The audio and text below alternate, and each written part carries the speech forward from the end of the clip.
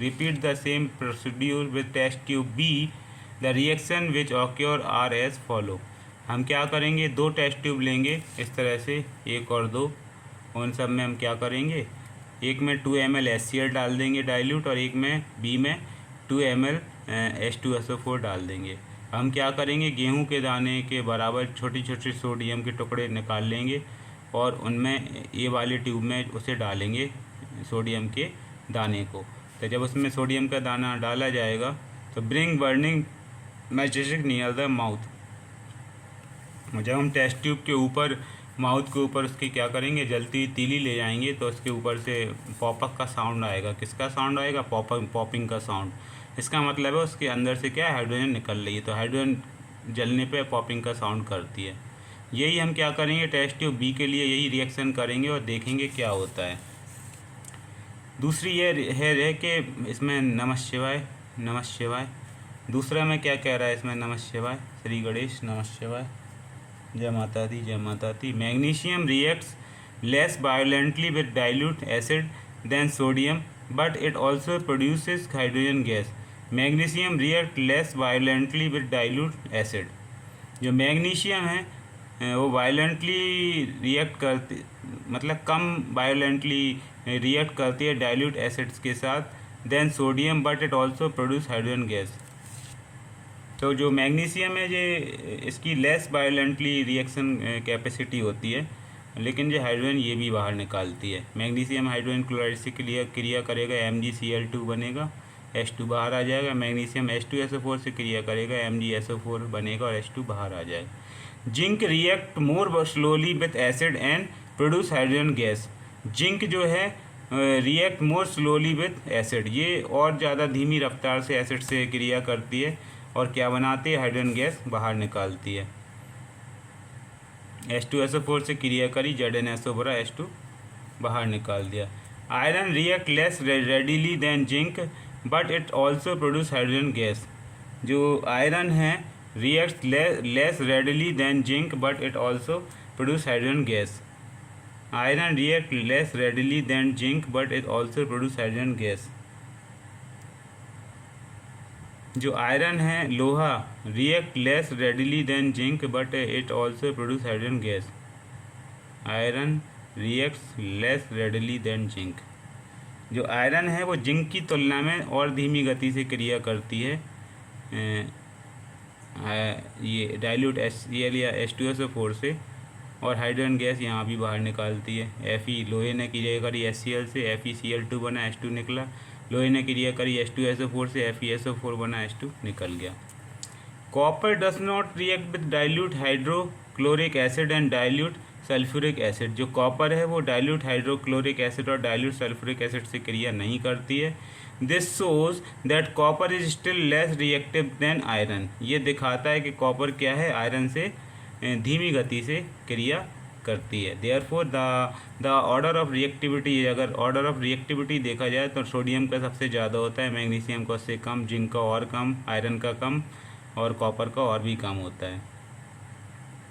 आगे देखते हैं इसमें कि reaction of metal with salt solution, displacement reaction.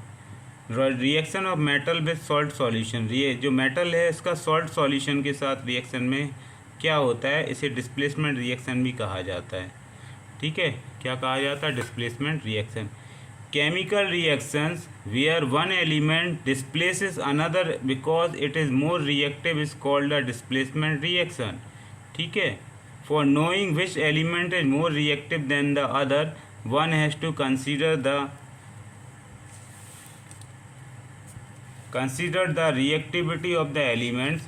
Displacement reactions take place when one metallic salt solution react with another metals.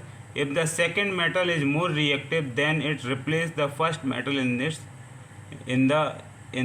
salt. Displacement of a metal by other metals. ठीक है, तो यहाँ मतलब क्या है कि जो ज़्यादा स्ट्रांग होता है वो कमज़ोर वाले को क्या कर देता है, खसका देता है या हटा देता है। तो जो मेटल ज़्यादा स्ट्रांग होता है वो अपने कमज़ोर वाले मेटल को हटा देता है, खुद रिएक्शन करता है। तो chemical reaction where one element displaces another because it's more reactive is called a displacement reaction. For knowing which element is more reactive than the other one has to be consider the reactivity of the element। तो यहाँ क्या होता है, जैसे बच्चों आपने देखा होगा कि आपकी क्लास में जैसे जो बहुत अच्छी जगह होती है बैठने वाली, तो वहाँ पे अगर कमज़ोर बच्चा बैठ जाता है तो उसे हम डरा धमका के धौंस दिखा के उसे वहाँ से हटा देते हैं और वो वहाँ से चला जाता है। तो इस तरह से हम क्या करते हैं, यहाँ पे अपनी ताकत का उपयोग करते हैं। इसी प्रकार एलिमेंट भी होते हैं जो ज़्यादा ताकतवर होते हैं, जो ज़्यादा रिएक्टिव होते हैं, वो कमज़ोर वाले को हटा देते हैं, खुद रिएक्शन करते हैं। इसलिए इन्हें डिस्प्लेसमेंट रिएक्शन कहा जाता है। डिस्प्लेस मतलब एक को हटा के खुद वहाँ पे वर्क करना। सॉरी, इतना आगे बच्चों समझ में। तो displacement reaction take place when one metallic salt solution react with another metal. If the second metal is more reactive then it replace the first metal. तो अगर सेकंड स्ट्रांग होगा तो फर्स्ट को हटा देगा, या फर्स्ट स्ट्रांग होता है वो सेकंड को हटा देता है। A more active metal displaces a less active metal from a later salt solution। For example iron CuSO4 से क्रिया करेगा तो FeSO4 बनेगा और कॉपर हट जाएगा। मतलब कॉपर कमज़ोर है तो वो SO4 को छोड़ देगा और Fe से क्रिया कर लेगा। ऐसे ही मैग्नीशियम भी स्ट्रांग होता है कॉपर से, तो ये SO4 के साथ रिएक्शन करेगा और कॉपर इसमें से हट जाएगा। जिंक भी SO4 से रिएक्शन कर लेगा, यहाँ भी कॉपर कमज़ोर होता है, क्योंकि यहाँ आपने जो ये देखी है ना, कॉपर सबसे ज़्यादा कमज़ोर है। तो चाहे वो Mg हो या Zn हो, ये सारे के सारे जो कॉपर के साथ जुड़ा होगा उसे हटा के देगा और खुद क्रिया कर लेगा। टेस्ट ऑफ डिस्प्लेसमेंट करेंगे हम इसकी एक्टिविटी 5 में। टेस्ट करेंगे कि डिस्प्लेसमेंट हो भी रहा है कि नहीं हो रहा है। इसको प्रूव करने के लिए, कंफर्म करने के लिए, take copper sulphate solution in a beaker and drop an iron state into it, keep it undisturbed, observe the change that occur during this period. Does the color of the solution change? Can you see a reddish brown substance on the nail? So this is an example of a displacement reaction. The copper sulfate solution react with iron. Iron is more reactive than copper. That is why iron displaces copper from copper sulfate and form iron sulfate. हम क्या करेंगे, copper sulphate का solution beaker में लेंगे and drop an iron strip into it, उसके अंदर एक iron की स्ट्रिप डालेंगे, छड़ डालेंगे। कीप इट अनडिस्टर्ब, इसको हम डिस्टर्ब नहीं करेंगे। Observe the change that occur during this period, आप देखेंगे दस the colour of the solution change, solution का कलर धीरे धीरे क्या होगा, बदल जाएगा।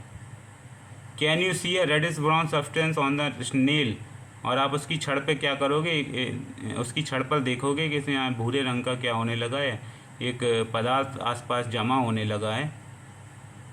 This is an example of displacement reaction.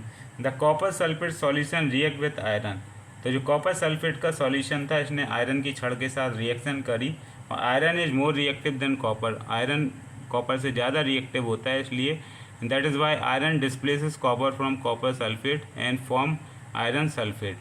तो आयरन ने क्या किया, कॉपर सल्फेट में से कॉपर को हटा के आयरन सल्फेट बना लिया यहाँ, ठीक है। Sometimes one or more metals are combined to produce a new substance called an alloy. Alloy have more desirable properties than their constituents and more corrosion resistance. कभी कभी क्या होता है कि भाई one or more metals are combined to produce a new substance, कभी कभी एक मेटल दूसरे से क्रिया करता है या दो मेटल आपस में क्रिया करके क्या करते हैं, एक नया सब्सटेंस बनाते हैं, उसको उसका एलॉय कहा जाता है। Alloy have more desirable properties and their constituent and more corrosion resistance. तो एलॉय क्या करता है, जिन दो मेटल से मिलके बना हुआ होता है उसके अंदर उसकी दोनों की प्रॉपर्टी होती है, ठीक है, और इसमें जो कॉन्स्टिट्यूएंट्स और मोर कोरोजन रेसिस्टेंस होते हैं। Reaction of metal with basis, metal की जब बेसिस से क्रिया कराई जाती है तो क्या होता है, देखते हैं इसमें। Reaction of metals with basis, all metals do not react with base at room temperature. सारे के सारे मेटल क्या होते हैं, रूम टेम्परेचर पे बेस से क्रिया नहीं करते हैं, बेस से रिएक्शन नहीं करते हैं। तो क्या होता है, देखते हैं इधर पे, एक पेज लास्ट और है इसमें। Take a solution of sodium hydroxide 5 ml in a test tube, Add small piece of aluminium to it. Observe the reaction. Put burning matchstick on the mouth of the test tube. It burns with pop sound. This shows hydrogen produced in the reaction. The reaction is as follows: aluminium, sodium hydroxide, 2H2O, sodium aluminium oxide plus 3H2, sodiयम aluminate. हम क्या करेंगे, एक sodium hydroxide का 5 ml को test tube में लेंगे। All small pieces of aluminium to it. Add small pieces of aluminium to it. और इसमें हम क्या करेंगे, एल्यूमिनियम के 2 छोटे छोटे टुकड़े इसमें डालेंगे। क्या पाएंगे, put burning matchstick on the mouth of the test tube. इसके ऊपर हम जलती हुई तीली हुई ले जाएंगे तो इसमें भी पॉप का साउंड आएगा। तो पॉप का साउंड आने का मतलब क्या होता है, पहले बता चुके हैं, उसमें हाइड्रोजन गैस है। एल्यूमिनियम ने जब सोडियम हाइड्रोक्साइड से क्रिया करी, H2 भी था, तो सोडियम एल्यूमिनेट बन गया और हाइड्रोजन यहाँ पे निकल गया। On the basis of reactivity the metals are arrange in the form of reactivity series as given table. ये टेबल है, यहाँ रिएक्टिविटी का सीरीज दिया हुआ है, ठीक है। तो रिएक्टिविटी यहाँ कम होती जा रही है। पोटेशियम सबसे ज़्यादा रिएक्टिव है, सोडियम उससे बाद है, फिर वेरियम है, फिर कैल्शियम है, मैग्नीशियम है, एल्यूमिनियम है, जिंक है, आयरन है, निकेल है, टिन है, लेड है, हाइड्रोजन है, कॉपर है, मरकरी है, सिल्वर है, गोल्ड है, प्लेटिनम है। तो ये क्या कर रहे हैं, यहाँ इस तरह से एरो बना है, तो ये सबसे लेस रिएक्टिव है, मतलब बहुत कमज़ोर हैं, ये बहुत स्ट्रॉन्ग रिएक्टिव है। फॉर्मेटिव असेसमेंट है, इसको आप होमवर्क में कर सकते हैं कि why all the sodium and potassium kept under kerosene oil. Sodium और पोटेशियम को केरोसिन ऑयल में का लेप लगा के क्यों रखा जाता है। What will happen if red litmus solution is added to alkali. क्या होता है अगर रेड लिटमस सॉल्यूशन को हम एल्काली के साथ क्या कर दें, जोड़ दें या योग कर दें। थर्ड क्वेश्चन है कि what is displacement reaction. Fourth है what happen when iron powder is added to blue copper sulphate solution. इसके बाद है कोरोसन ऑफ मेटल। आप पूछेंगे बच्चों कि सर ये कोरोसन क्या होता है। कोरोसन क्या होता है, जब हम किसी मेटल को खुले में रख देते हैं तो खुले में रखने से वो क्या करता है, एनवायरनमेंट में प्रेजेंट डिफरेंट गैसेस से रिएक्शन करता है। ऑक्सीजन हो गया, कार्बन डाइऑक्साइड हो गया, मैग्नीशियम, नाइट्रोजन। और जब ये उसकी बाहरी परत मेटल की ऑक्सीजन, नाइट्रोजन और इन सब से गैसों से क्रिया करती है तो क्या होता है, कुछ समय बर्बाद for a long period of time, कुछ लंबे समय के बाद क्या होता है, देयर सरफेस बिकम डल। उनके जो सरफेस हैं वो क्या हो जाते हैं, डल हो जाते हैं। जैसे आपने पीतल देखा होगा या तांबा देखा होगा, इसको खुले में रख दो तो उसका चमक धीरे धीरे जाती है।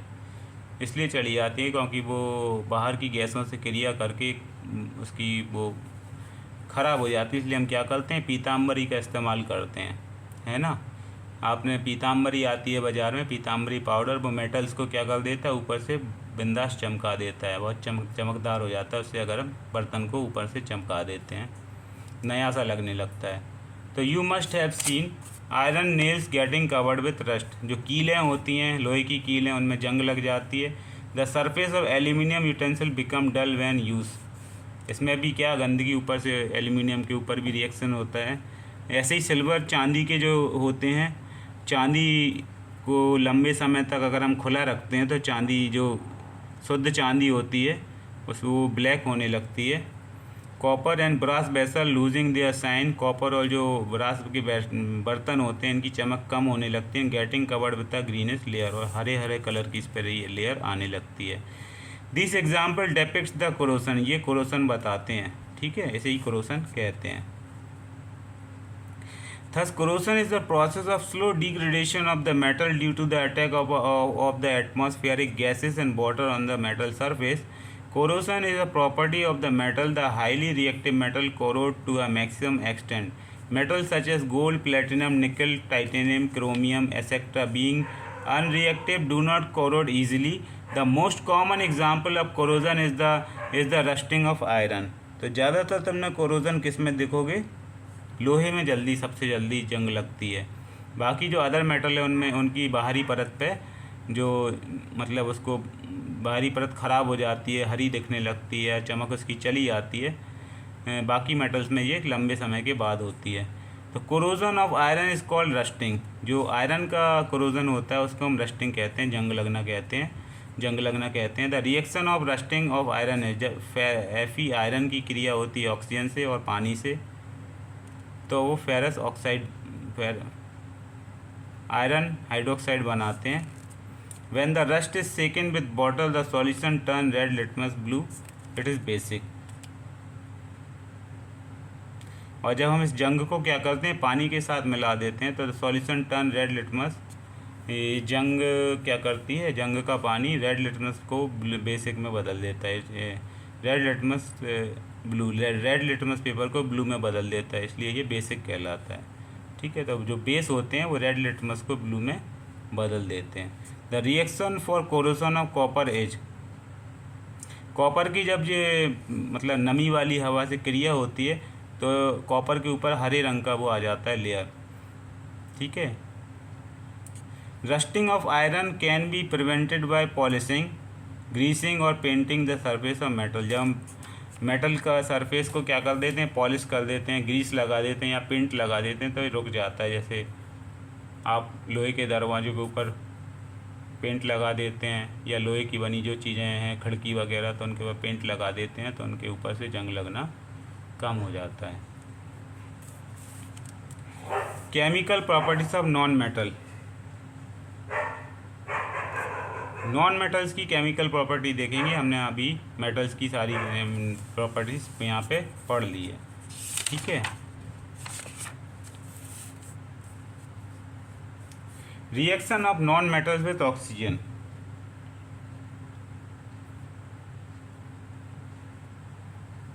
नॉन मेटल की क्रिया हम देखेंगे किसके साथ, ऑक्सीजन के साथ। तो जब नॉन मेटल ऑक्सीजन से क्रिया करते हैं तो क्या होता है कि non metal react with oxygen to form oxide which are either acidic or neutral. The acidic oxide dissolve in water and form acid which turn blue litmus red. Non metal भी ऑक्सीजन से क्रिया करके क्या बनाते हैं, oxide बनाते हैं।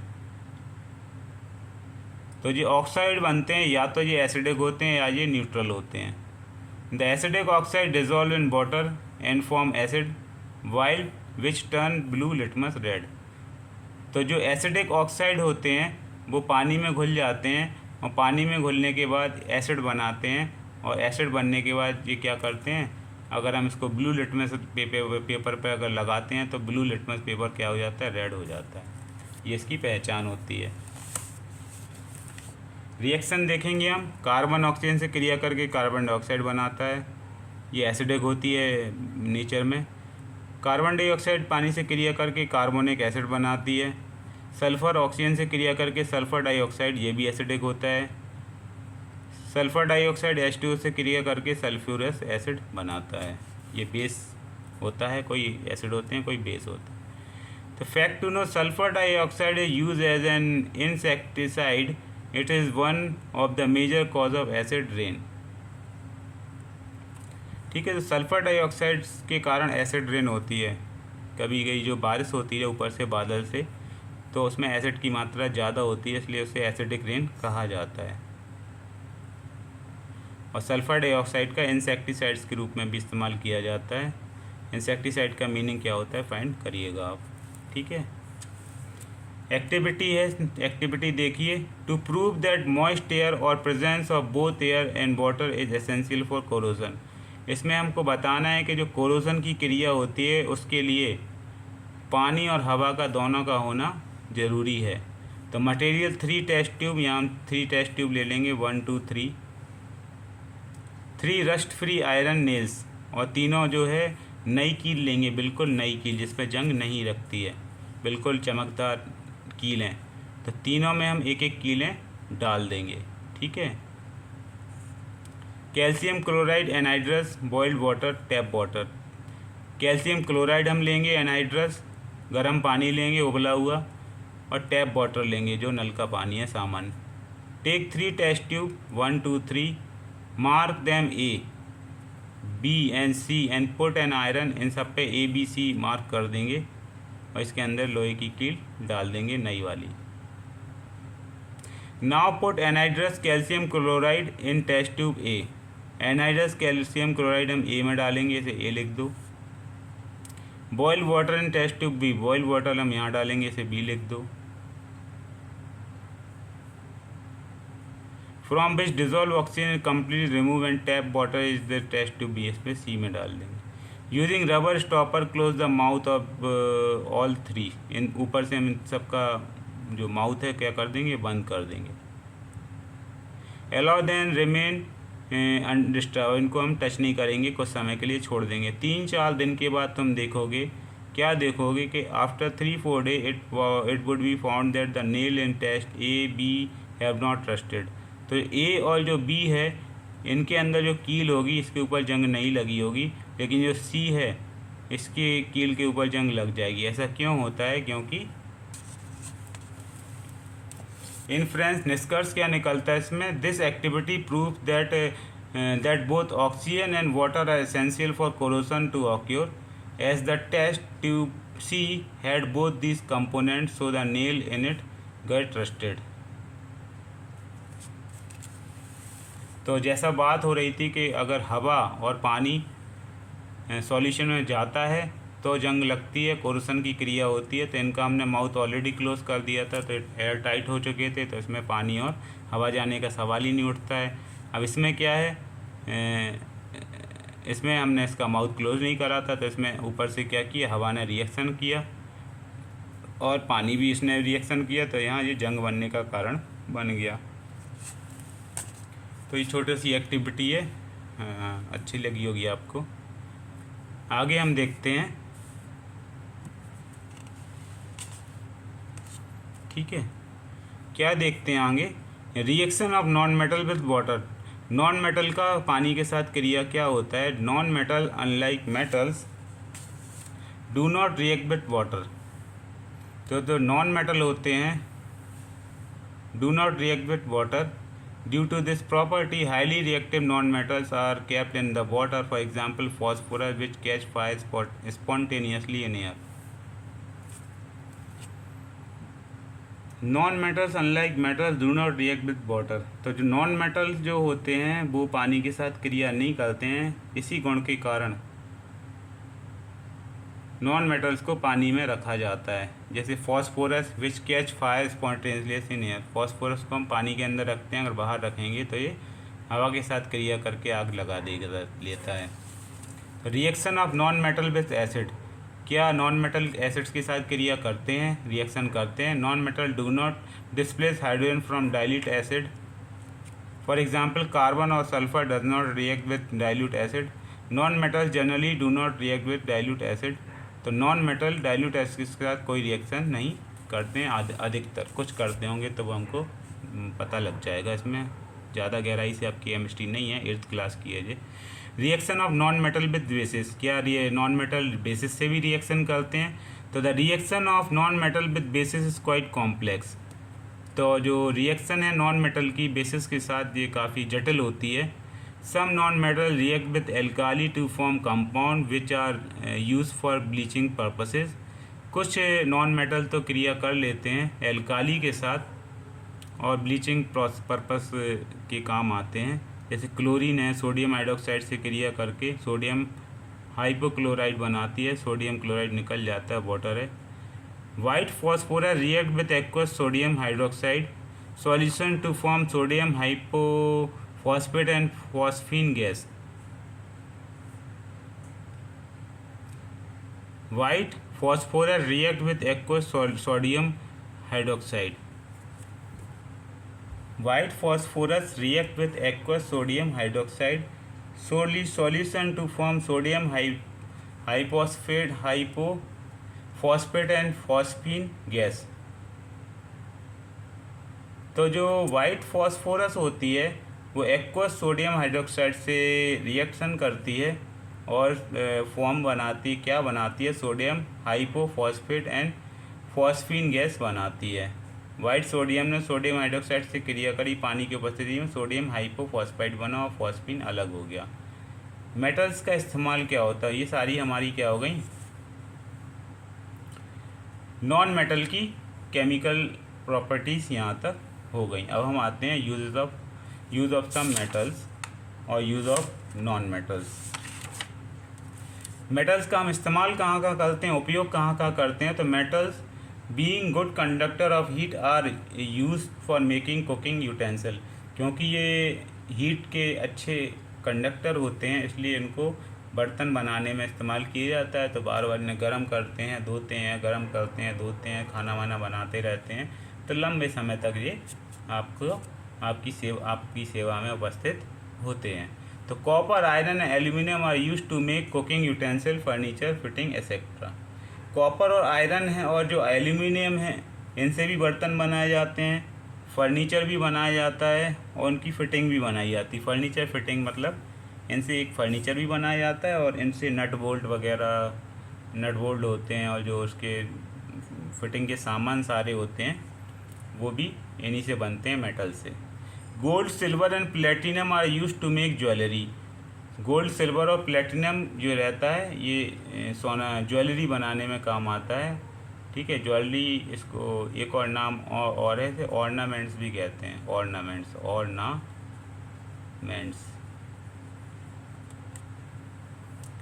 Mercury is use in making thermometers. Mercury का यूज़ हम थर्मामीटर बनाने में करते हैं जिससे हम फीवर फाइंड आउट करते हैं। ठीक है। Copper and aluminium are use to make electricity wire. Copper और एल्यूमिनियम का हम इस्तेमाल करते हैं किस लिए, बिजली का तार बनाने के लिए। छठवां पॉइंट है iron is use for making bridges, railway tracks and engine, ships and iron sheets and bars are use in construction. जो लोहा है इसका उपयोग हम पुल बनाने में, रेलवे पटरी बनाने में, इंजन बनाने में, जहाज़ बनाने में बड़े बड़े, और कंस्ट्रक्शन का सामान औजार बनाने में इसका काफ़ी लंबे स्तर पर उपयोग करते हैं। नॉन मेटल का क्या यूज़ है, uses of non metal. Oxygen is a non metal, we inhale it during breathing, without it life is not possible on earth. तो हम क्या करते हैं कि भाई ऑक्सीजन एक नॉन मेटल है, इसको हम सांस लेते हैं तो सांस लेने में इसको अंदर ले जाते हैं और ऑक्सीजन के बिना हमारा जीवन का कल्पना करना काफ़ी कठिन है। Nitrogen, phosphorus and sulphur compounds are use as fertiliser. Nitrogen, phosphorus, sulphur जो कंपाउंड है फर्टिलाइज़र के रूप में उपयोग होते हैं, खाद बनाते हैं फसल में। Sulphur is also use to make crackers. Sulphur का हम क्रैकर बनाने में इस्तेमाल करते हैं। A dilute solution of iodine is applied on bound as an antiseptic. और डाइल्यूट सॉल्यूशन जो आयोडीन का डाइल्यूट सॉल्यूशन होता है, इसको हम कहीं घाव वगैरह हो जाता है तो एंटीसेप्टिक के रूप में उपयोग करते हैं। Chlorine and ozone are use as germicide. Chlorine और जो ओजोन होते हैं इनको जर्मीसाइड मतलब कीटनाशक के रूप में इस्तेमाल करते हैं। Phosphorus is use to make the tip of matchstick. और जो माचिस जलाने वाली माचिस तीली होती है इसके ऊपर क्या लगाया जाता है, फॉस्फोरस लगाया जाता है, जो रगड़ खाने पर जल उठता है इसलिए तीली जल जाती है। You may add more uses of metal and non-metal in the above list and show them to your teacher। तो इस तरह से हम नॉन मेटल और मेटल का बहुत इस्तेमाल करके एक लिस्ट बना सकते हैं और हम अपने टीचर को ये दिखा सकते हैं जो आपको ये सब्जेक्ट पढ़ाता है कि मेटल्स का और कहाँ कहाँ इस्तेमाल होता है, नॉन मेटल्स का और कहाँ कहाँ इस्तेमाल होता है। इसके बाद हम आते हैं एलॉय। एलॉय क्या होते हैं, तो एलॉय होते हैं, alloy are a mixture of two or more metal. There are some alloy also that include a small amount of non-metallic elements like carbon. Alloy are made to improve upon the characteristic of different metals. Simply put, the combination of different metals, it will work better together than any of the metals do alone. Steel is an alloy. It mainly constitutes iron and is a very strong metal. Chromium and or nickel is added to steel. The addition of a small amount of the other metal help steel resist rusting. A tiny amount of carbon, a non-metallic elements added to steel makes it stronger. Also, the consumption of an alloy can be altered to meet the requirement. ठीक है, तो alloy क्या होता है? Alloy are a mixture of 2 or more metal. जब 2 या 2 से अधिक मेटल आपस में मिलते हैं तो एलॉय बनाते हैं। तो there are some alloy also that includes a small amount of non-metallic elements like carbon.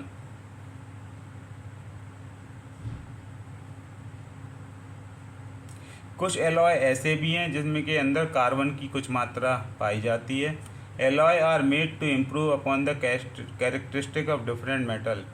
ठीक है, तो एलॉय क्या होते हैं कि अगर किसी मेटल के हमको कैरेक्टरिस्टिक बढ़ाना है या अच्छा करना है तो एलॉय बन के बनाए जाते हैं। Simply put the combination of different metals it will work to better together than any of the metal do alone. अगर कोई अकेला मेटल कुछ काम नहीं कर पा रहा है तो हम उसमें क्या करते हैं, 1-2 मेटल और मिला देते हैं, जिसके कारण वो एक अच्छा सब्सटेंस कोई बन जाता है। Steel is an alloy. जो स्टील है वो क्या है? एक एलॉय है। स्टील एलॉय है। इसके अंदर क्या है? स्टील के अंदर क्या क्या होता है? निकल होता है और आयरन होता है। ठीक है, it mainly consist of iron and it is very strong metal. Chromium और निकल, क्रोमियम और निकल भी मिलाया जाता है लोहे में। तो लोहा, क्रोमियम और निकल मिलके स्टील बनाते हैं। ये एक एलॉय है। तीन मेटल आ रहे हैं इसमें, क्रोमियम, निकल और iron. The addition of small amount of the other metal help steel resist rusting. A tiny amount of carbon, a non metal element added to steel makes it stronger. तो इसमें steel में हम कभी कभी carbon भी मिलाते थे और स्ट्रॉन्ग बनाने के लिए। Also the composition of an alloy can be altered to meet the requirement.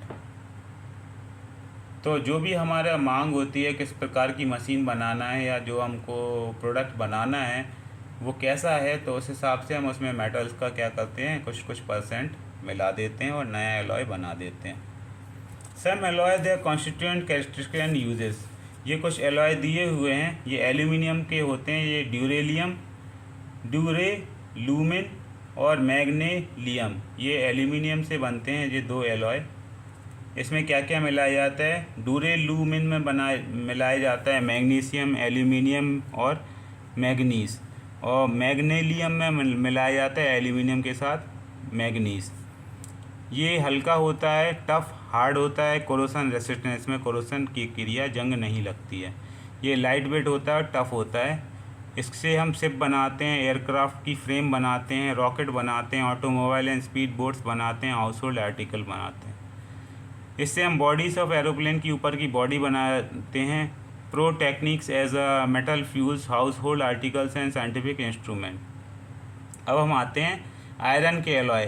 तो आयरन का जो एलॉय है लोहे का, उससे स्टेनलेस स्टील्स का एक एलॉय है जिसमें आयरन, क्रोमियम, निकल और कार्बन मिलाई जाती है। अभी मैंने ऊपर बताया आपको। Very strong, corrosion resistance, kitchen utensils, reinforcement bars, cutlery, surgical instrument, masonry, support, washing machine, ornaments, pieces, ये सब इससे बनाए जाते हैं। आगे देखते हैं, कॉपर का एलॉय होता है ब्रास और ब्रॉन्ज। जो ब्रास होता है ये कॉपर और जिंक के संयोग से बनाया जाता है। ब्रॉन्ज जो होता है कॉपर और टिन के संयोग से बनाया जाता है। ये बहुत हार्ड होता है, कोरोसन रेसिस्टेंस होता है। ये भी कोरोसन रेसिस्टेंस होता है, लेकिन ये मुड़ जाता है, ईजी टू मोल्ड, इसे मोड़ना आसान होता है। इससे क्या बनाया जाता है? सैक्सोफोन बनाए जाते हैं, ट्यूब्स बनाए जाते हैं, हॉर्न्स, इफोनियम बनाया जाता है, स्टैचू, मेडल्स, कॉइन्स, बियरिंग, ये सब इससे बनाया जाता है। कार्ट्रिज केसेस इससे बनाए जाते हैं, स्टैचू इससे बनाई जाती है। Head lamp, parts of vehicles, गाड़ी के अलग अलग अंग इससे बनाए जाते हैं। हैमर, हथौड़ा, mallet, wrenches, bronze bull, building restoring, bearing, clips, electrical connectors and spring, machine and musical instrument, ये सब इससे बनाए जाते हैं। ये इसकी वोकैबुलरी है। तो बच्चों आपको ये मेटल और नॉन मेटल समझ में आया होगा। ये मेटल और नॉन मेटल बहुत ही इम्पोर्टेंट है आपका रिलेशन, क्योंकि ये आगे साइंस में हमेशा बना रहता है, तो इसको ज़रूर देखिएगा। ठीक है बच्चों, टाटा बाय बाय, आपसे नेक्स्ट क्लास में मिलते हैं। Okay, see you.